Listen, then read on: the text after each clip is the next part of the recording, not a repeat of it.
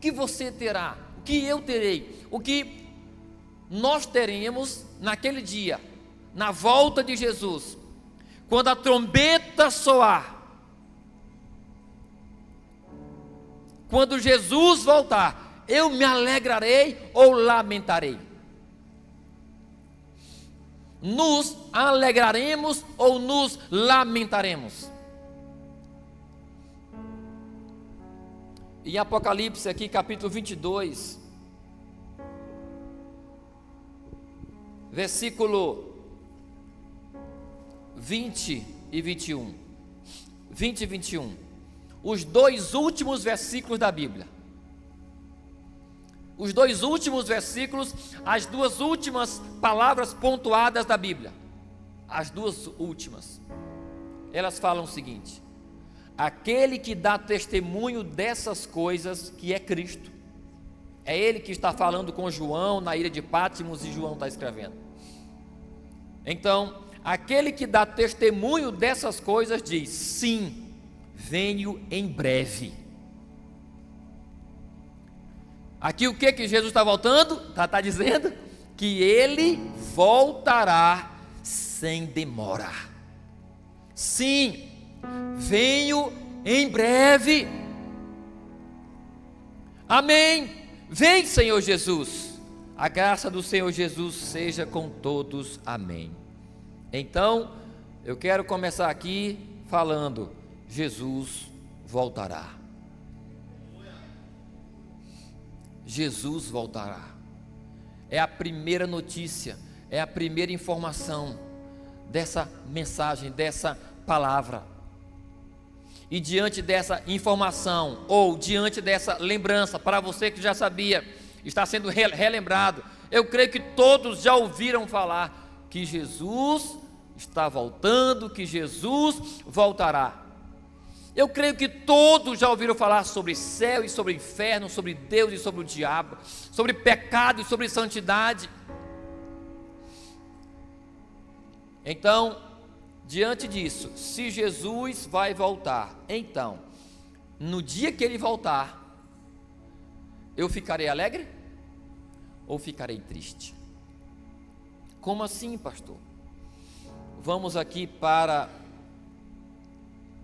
1 Tessalonicenses, capítulo 3, do 13 ao 18. 1 Tessalonicenses, capítulo 3, do 3 ao 18. Nós vamos ler aqui esse texto, que ele faz menção a respeito de um desses dois sentimentos, alegria ou lamento. Então, 1 Tessalonicenses 3, do 13 ao 18. Aliás, é segunda. Perdão, queridos.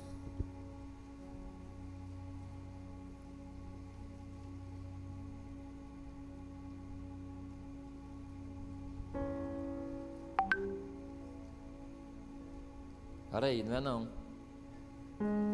Deixa eu ver aqui, calma aí, querido. Acho que eu anotei errado aqui.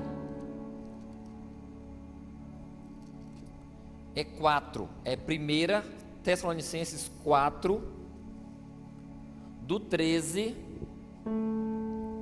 ao 18. É o capítulo 4, perdão. Capítulo 4, eu só digitei errado. Do 13 ao 18. Quem achou, diga aleluias. Pode acompanhar também no telão aqui, tá? A vinda do Senhor. Então, 13. Irmãos, aqui é Paulo falando para os Tessalonicenses. Irmãos, não queremos que vocês sejam ignorantes quanto aos que dormem. Ou seja, aos que dormem, ele faz referência aos que já morreram, tá? Irmãos, não queremos que vocês sejam ignorantes quanto aos que dormem, para que não se entristeçam como os outros que não têm esperança. Só um ponto, olha para mim, só um ponto. Aqui Paulo ele já define, ele já separa aqueles que creem em Deus e vivem com Deus daqueles que não creem em Deus e vivem sem Deus. Ou seja, ele fala o seguinte: vocês que converteram e que perderam alguém em Cristo, não se entristeçam. Não façam como aqueles que não têm esperança. Quem é que não tem esperança? Quem vive no mundo, quem não crê em Deus, porque para ele, morreu, acabou. Mas para nós não. Para nós haverá vida depois da morte. Beleza. Então, versículo 14. Se cremos que Jesus morreu e ressurgiu, cremos também que Deus trará, mediante Jesus e com Ele, aqueles que nele dormiram. Ele está dizendo o seguinte: se Jesus morreu e ressuscitou, também cremos que aqueles que morreram nele vão ressuscitar, assim como Jesus. É isso que ele está dizendo. Versículo 15: dizemos a vocês, pela palavra do Senhor, que nós, os que estivermos vivos, os que ficarmos até a vinda do Senhor, certamente não precederemos os que dormem, pois, dada a ordem, com a voz do arcanjo e o ressoar da trombeta de Deus, o próprio Senhor descerá dos céus, e os mortos em Cristo ressuscitarão primeiro. Depois nós, os que estivermos vivos, seremos arrebatados com eles nas nuvens, para o encontro com o Senhor nos ares, e assim estaremos com o Senhor para sempre. Aí o versículo 18 termina dizendo, Paulo diz: consolem-se uns aos outros com essas palavras. Aqui faz menção ao sentimento que terá aqueles que creem em Cristo, aqueles que guardam suas vidas, aqueles que já se arrependeram dos seus pecados, que abandonaram o mundo e vivem para o Senhor, e andam com o Senhor, e leem a palavra, e temem a Deus, e procuram andar alinhados, aguardando esse dia. Para esses, o dia da volta de Jesus trará alegria. Eles ficarão alegres naquele dia. Eles desejam aquele dia. Por que Paulo refere-se? Consolem-se uns aos outros. Ou seja, se alguém está triste, fale para ele: olha, Jesus está voltando, rapaz. Alegra-te, anima-te, alegra-te. Ei, Jesus está voltando. Logo, logo vai soar a trombeta no céu. Logo, logo os mortos vão ressuscitar, e nós vamos ser arrebatados e nos encontrar com Ele no céu. Logo, logo, está chegando a hora. Logo, logo. Oh, é verdade, é verdade. Obrigado por essa palavra. É isso que Paulo está dizendo. Então, para quem vive uma vida separada do pecado, do mundo,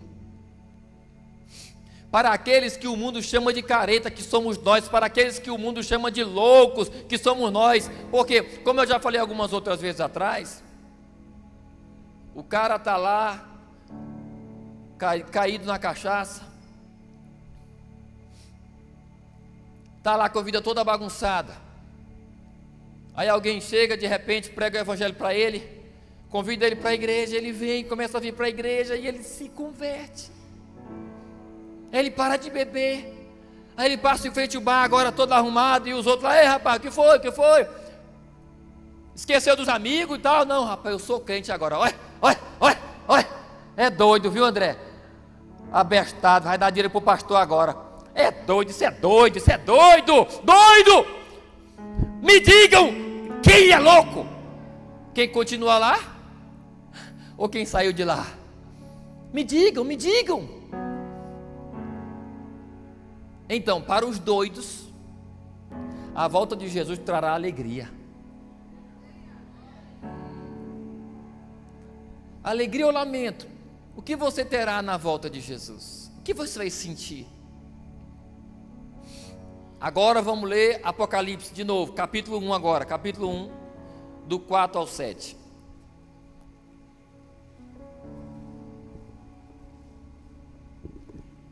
Apocalipse, capítulo 1, do 4 ao 7. Olha o que diz aí o texto.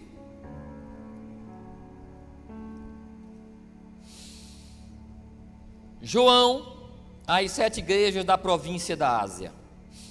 A vocês, graça e paz da parte daquele que é, que era e que há de vir, do dos 7 Espíritos que estão diante do seu trono, e de Jesus Cristo, que é a testemunha fiel, o primogênito dentre os mortos e o soberano dos reis da terra. Olha a saudação de João, viu? Meu Deus do céu. Aí, isso é que é uma saudação. Mas vamos ver, repetindo.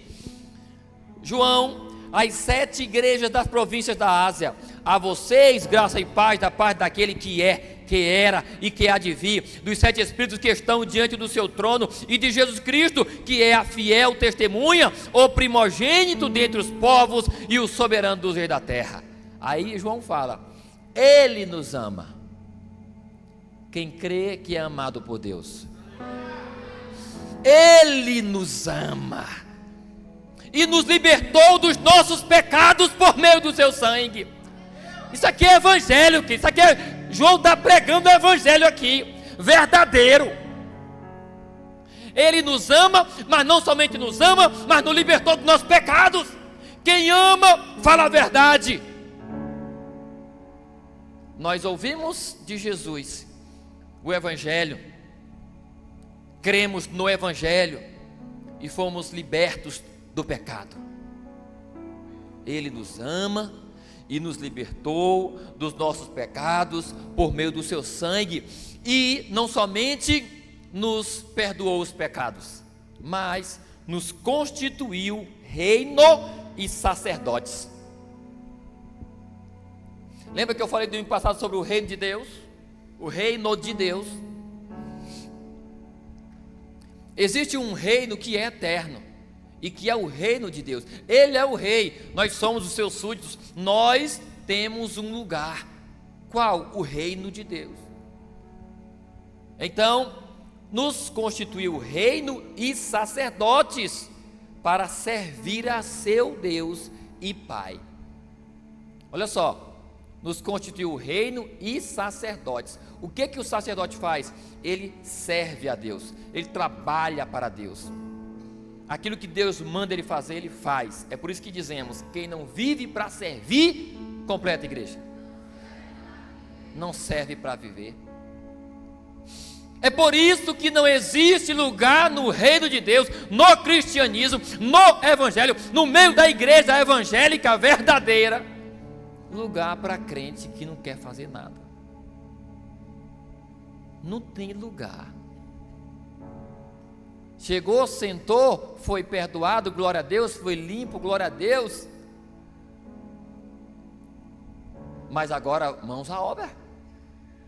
Mãos à obra. E nos constituiu reino e sacerdotes para servir a seu Deus e Pai. A Ele seja a glória e o poder para todos sempre. Amém? Aí fala, ao 7. Eis que Ele vem.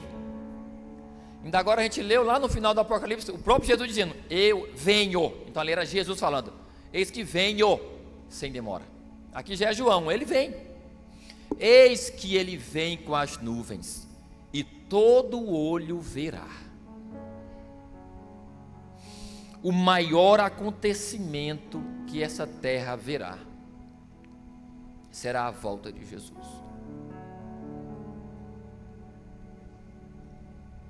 Não é Olimpíadas que está acontecendo agora, não é uma final Brasil e Argentina de Copa do Mundo. Se bem que eu não queria que o Brasil fosse, que o ataque ia ser grande, né? Mas deixa para lá, não merece nem ser falado aqui. Não é uma luta de UFC dos 2 melhores lutadores do mundo, não é um show do fulano de tal. O maior acontecimento que essa humanidade verá será a volta de Jesus. Todo olho verá. Todo olho verá, até mesmo aqueles que o traspassaram. A Bíblia é cirúrgica. Até mesmo aqueles que lançaram aquela lança em Jesus, até mesmo esses vão ver que o traspassaram, e todos os povos da terra. Aí olha só, e todos os povos da terra toda a igreja se lamarão.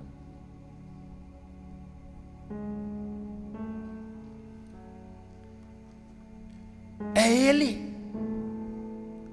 Esses dirão: é Ele, é Jesus mesmo. Realmente Ele voltou, realmente era verdade. E agora o que será de mim? Tantas vezes eu estive na igreja, ou tantas vezes me convidaram, mas eu não dei atenção, eu não dei crédito, eu não criei. E agora, o que será de mim? Lamento, isso é lamento. Isso é o choro de arrependimento.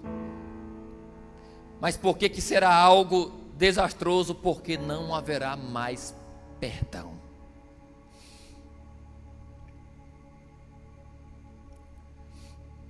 O tempo de se arrepender é do dia da volta de Jesus para trás.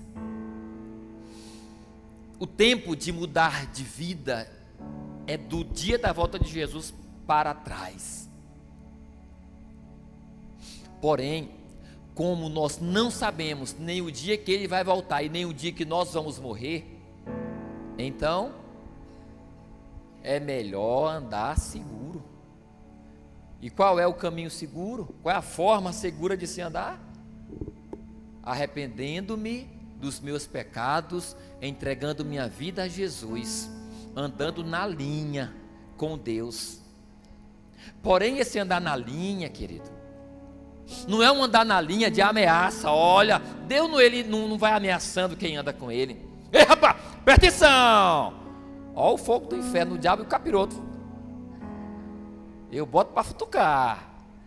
O diabo, o Deus não anda assim. Deus não faz isso. A Bíblia fala que com laços de amor Ele nos atraiu. O andar com Ele é diferente, querido. Não é assim não. Então, esses dois textos nós lemos para mostrar que uns se lamentarão, outros se alegrarão. Hoje, se Jesus voltasse hoje, depois do culto, quando eu dissesse amém, glória a Deus, aí Ele aparece nas nuvens. Em qual grupo você estaria? Dos que se alegrariam ou dos que se lamentariam?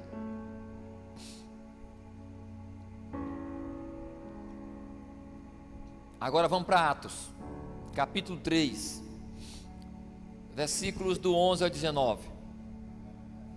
Atos 3, do 11 ao 19. Quem está entendendo a palavra, diga aleluias. Deixa Deus falar o teu coração. Atos 3, do versículo 11 ao 19.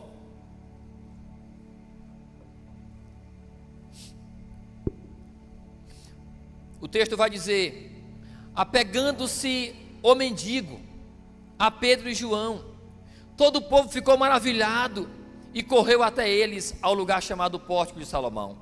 Vendo isso, Pedro lhes disse: israelitas, por que isto os surpreende? Por que vocês estão olhando para nós como se tivéssemos feito este homem andar por nosso próprio poder ou piedade? O Deus de Abraão, de Isaque e de Jacó, o Deus dos nossos antepassados, glorificou o seu servo Jesus, a quem vocês entregaram para ser morto e negaram perante Pilatos, embora ele tivesse decidido soltá-lo. Vocês negaram publicamente o santo e justo e pediram que eles fosse libertado um assassino. Vocês mataram o autor da vida, mas Deus o ressuscitou dos mortos, e nós somos testemunha disso. Pela fé no nome de Jesus, o nome curou este homem que vocês veem e conhecem. A fé que vem por meio dele lhe deu esta saúde perfeita, como todos podem ver. Aqui o acontecido era que Pedro e João tinham curado um mendigo, um aleijado, e o povo estava olhando para eles como que eles que tivessem curado. E ele faz essa reflexão aqui: por que vocês estão olhando para nós como se nós tivéssemos curado esse homem? Não fomos nós, foi Deus. Ele depositou fé nele, e o nome de Jesus curou este homem. Foi o nome de Jesus que curou esse homem. E aí ele continua, versículo 17: agora, irmãos, Eu sei que vocês agiram por ignorância, bem como os seus líderes, mas foi assim que Deus cumpriu o que tinha predito por todos os profetas, dizendo que o Cristo haveria de sofrer. Aí olha o que ele fala, 19. Arrependam-se, pois, e voltem-se para Deus. Para quê? Para que os seus pecados sejam apagados, cancelados, perdoados.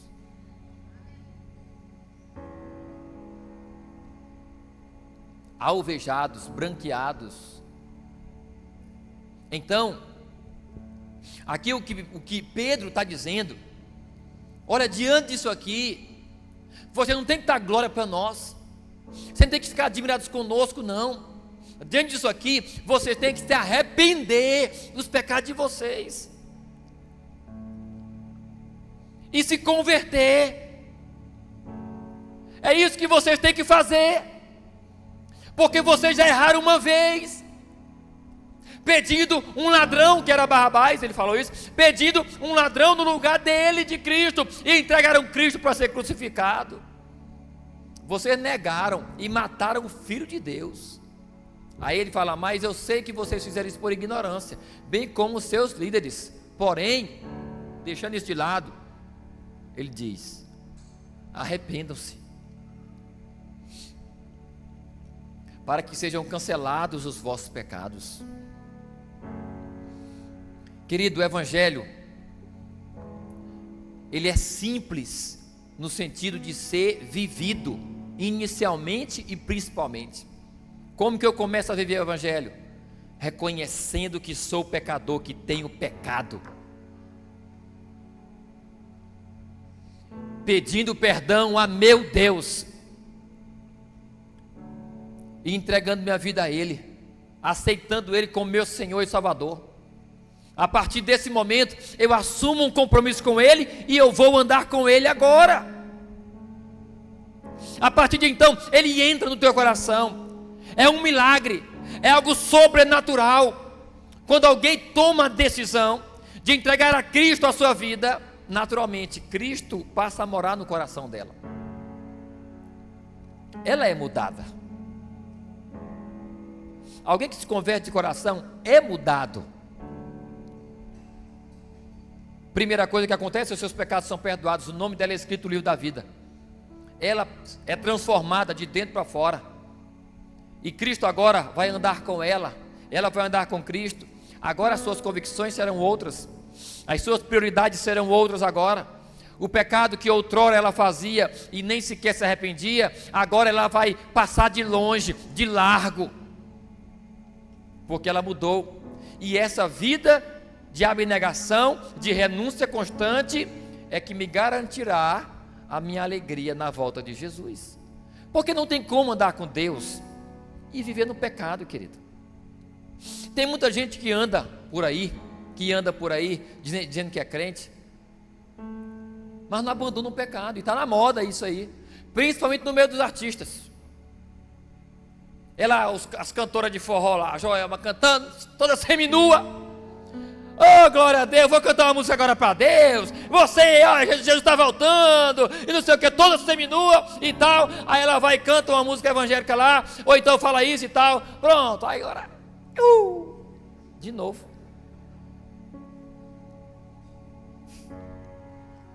Cristo não tem compromisso com esses, queridos. Não tem não. Porque evangelho implica em mudança de comportamento, de vida. Arrependimento é mudança de caminho. Arrepender significa o quê? Que eu estava indo numa direção e eu vi algo errado, algo que eu não sabia, mas que eu passei a saber. Não vou mais para ali, não vou para cá. Me arrependi de ter andado, então agora eu vou para cá. Isso é arrependimento, isso é evangelho. Agora, o último texto, Mateus 11. Mateus 11. Olha o que Jesus vai falar aí, ó, Mateus 11. Se você se identifica como aqueles que terão alegria no dia que Jesus voltar, permaneça nele. Permaneça nele.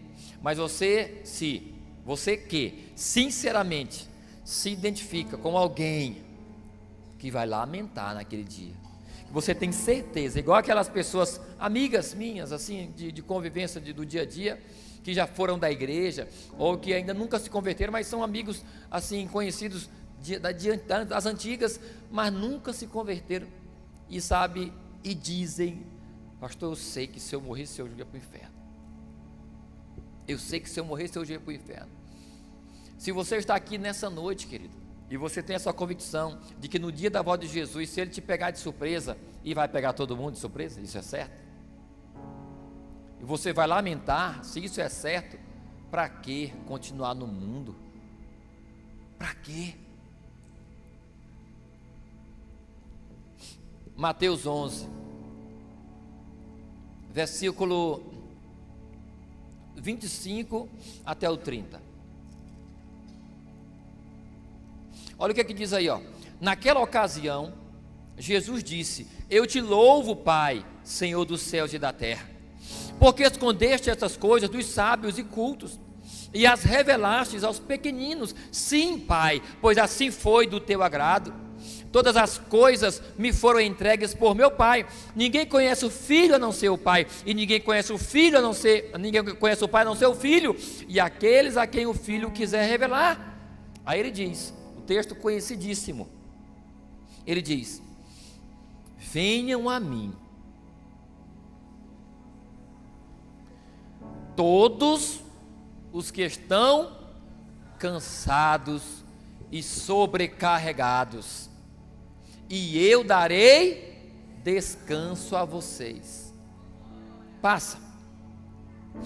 Tomem sobre vocês o meu jugo e aprendam de mim, porque sou manso e humilde de coração, e vocês encontrarão descanso para a alma.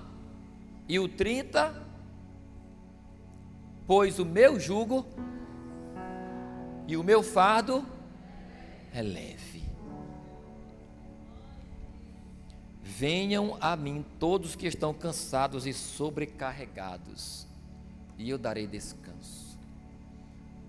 Se você está cansado e sobrecarregado na sua alma, não é no seu corpo. Jesus não está falando aqui de canseira física, de enfado físico, de cansado físico. Não é disso que ele está falando. Ele está falando de alma, de mente, de coração, de sentimentos e vontades, de frustrações, de dores, de sofrimentos, de maus tratos, de noites em claro, sem conseguir dormir, de pesadelos. E isso pesa, de acusação,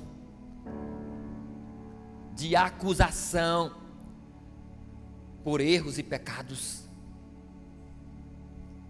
e principalmente de vazio, porque o vazio, muitos que têm tudo que um ser humano queria ter, mas se não tiverem Jesus, continuam com esse vazio. Então, essa vida cansa, e é estes que Jesus está chamando. Tem um videozinho que eu quero mostrar para vocês. Está preparado aí? Esse vídeo vai falar de um lutador de UFC, que está aqui, acho que ele venceu uma luta, e ele fala isso aí, ó. Ele fala de um amigo dele que ele conhece, ultra puxa campeão, riquíssimo, mas, vai lá, bota o vídeo. O áudio tá legal, né? Bota o vídeo aí. Tem um grande campeão nesse evento, e esse grande campeão falou que conquistou tudo o que queria na vida, mas ele falou que, mesmo sendo um campeão do UFC, tendo dinheiro, tendo tudo que ele queria, ele ainda assim acorda com vontade de tirar a própria vida. Isso é muito sério. Você aí de casa, que tem vontade de tirar sua própria vida, não faça isso. Faz como eu também passei por isso. Eu entreguei minha vida para Jesus. Fala: Jesus, entra na minha vida, entra na minha casa. De novo. Aumenta mais um som aí. Ouviram direitinho? Ouviram aí direitinho? Tem um grande campeão nesse evento. E esse grande campeão falou que conquistou tudo o que queria na vida. Mas ele falou que, mesmo sendo um campeão do UFC, tendo dinheiro, tendo tudo que ele queria, ele ainda assim acorda com vontade de tirar a própria vida. Isso é muito sério. Você aí de casa, que tem vontade de tirar sua própria vida, não faça isso. Faz como eu também passei por isso. Eu entreguei minha vida para Jesus. Fala, Jesus, entra na minha vida, entra na minha casa.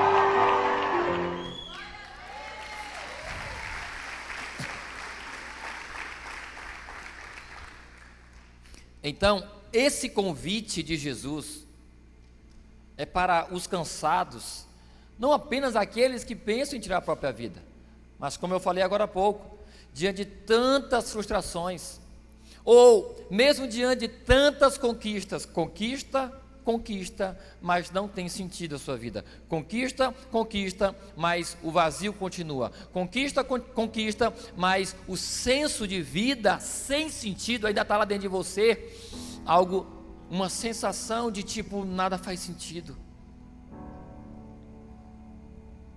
Existe um convite para você. E assim, esse momento é para você que se coloca e se posiciona no grupo dos que reconhecem sinceramente que se lamentarão caso Jesus voltasse agora. Faça isso, diga sim. Porém, diga sim para Jesus. Porém, antes de terminar, Jesus, ele faz menção aqui a respeito do jugo dele. Pois o meu jugo, tomem sobre vocês o meu jugo, pois o meu jugo é suave. Tomem sobre vocês o meu jugo. O que é jugo, querido? Eu já falei isso aqui algumas vezes. O jugo, o exemplo aqui, bem claro, é a canga do boi. Lembra da canga do boi? Quem já viu uma carroça de 2 boi? Aí tem aquela madeira em cima do pescoço dos 2 boi. Já viu, Júnior? Andou muito carro de boi? Aquela madeira que vai no pescoço, pega o pescoço de um boi e de outro boi, os dois têm que andar no mesmo passo. Aquilo ali é a canga chamada, e ali é o jugo. Existe um jugo sobre eles. E o que Jesus fala aqui? O meu jugo é suave, o meu fardo é leve. Olha, literalmente, sabe o que ele está dizendo? Que ele vai estar de um lado e o jugo vai estar sobre ele, e você vai estar do outro e o jugo vai estar sobre você, e você vai andar com Jesus. Porém, o que ele diz?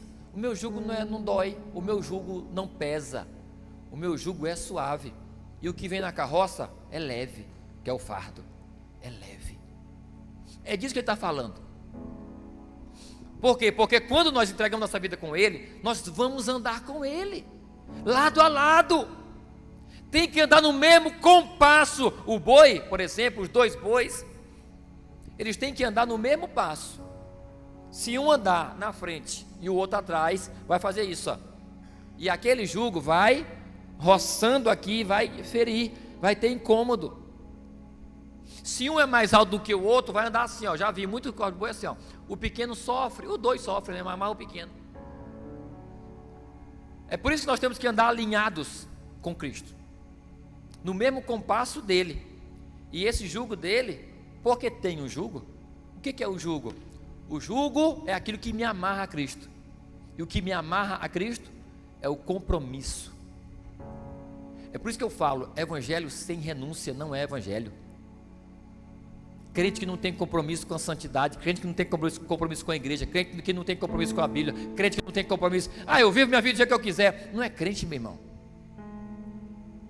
Então, o jugo de Jesus é suave, você vai andar com ele, porém, você não vai sentir o peso do mundo, do pecado, porque ele tirou. Então, se você quiser se alegrar no dia da volta de Jesus e não se lamentar, abandone o mundo hoje. venha para Jesus. Ele vai entrar no teu coração. Nessa mesma noite ele vai trabalhar, e trabalhar muito na tua vida. Nessa primeira noite depois da tua conversão, de sono, ao dormir, ele vai trabalhar muito na tua vida. E os dias que virão, ele vai trabalhar muito na tua vida. E tua vida nunca mais vai ser a mesma. E no final dessa vida com Jesus, o céu nos aguarda. Para que vida melhor do que essa, querido? Para que esperança melhor do que essa? Deus, através de Jesus, resolveu o maior problema da humanidade. Que é o quê? A morte. O maior medo dos homens é de morrer. E a maior vontade dos homens é de encontrar uma fonte da juventude. A maior vontade do homem é não morrer. Mas isso veio de Deus. Porque Deus pôs no homem o anseio pela eternidade. Ou seja, o desejo de nunca morrer. O desejo de... Quem quer morrer? Ninguém. Mas, para não morrer, só com Jesus. Foi ele que... Agora eu estou terminando. Foi ele que... Agora que é 8h35. Hoje está. Foi Jesus. Eu esqueci o que eu estava falando. Para não morrer. Para não morrer, tem que andar com Jesus. Obrigado, doutor. Para não morrer, nós temos que andar. Deixa eu ver se eu volto aqui. Tem que andar com Jesus. Ele é que resgata, Ele é que restaura, é Ele que conserta esse maior problema da humanidade, colocando a vida eterna dentro de cada um de nós. E a partir desse momento, nós somos totalmente transformados. As nossas prioridades, os nossos olhos vão agora se voltar para outras coisas. Antes no mundo eram umas outras coisas. Depois com Jesus, agora não. Isso aqui não me chama a atenção. É isso aqui agora. Então, que o seu coração se abra nessa noite. Tome a sua decisão para que você possa mudar de vida.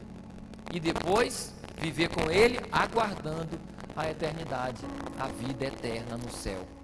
Não se engane, querido, vai ser assim.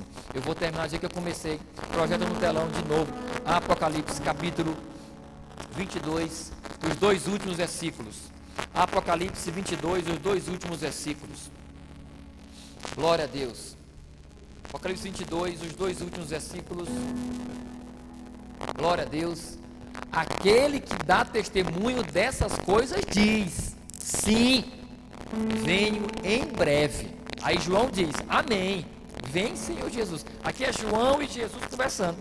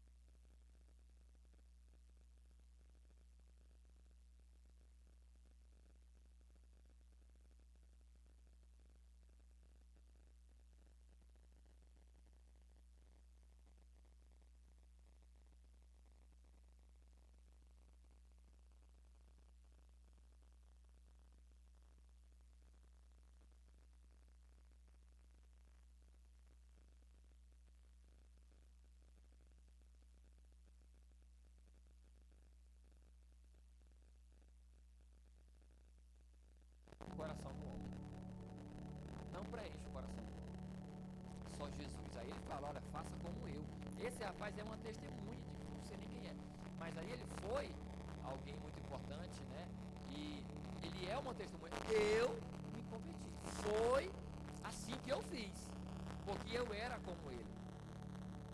Então, nós possamos crer e tomar a nossa decisão. Você que já entregou sua vida para Cristo, seja renovado permaneça.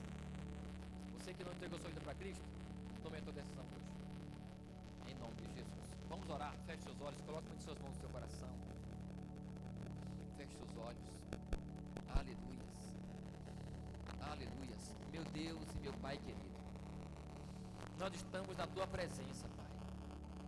Eu não tenho dúvidas de que o Senhor está aqui agora e que existem muitos e muitos anjos, miríades e miríades de anjos aqui, meu Deus, numa guerra, numa batalha espiritual a qual não vemos, mas sabemos, em favor das almas.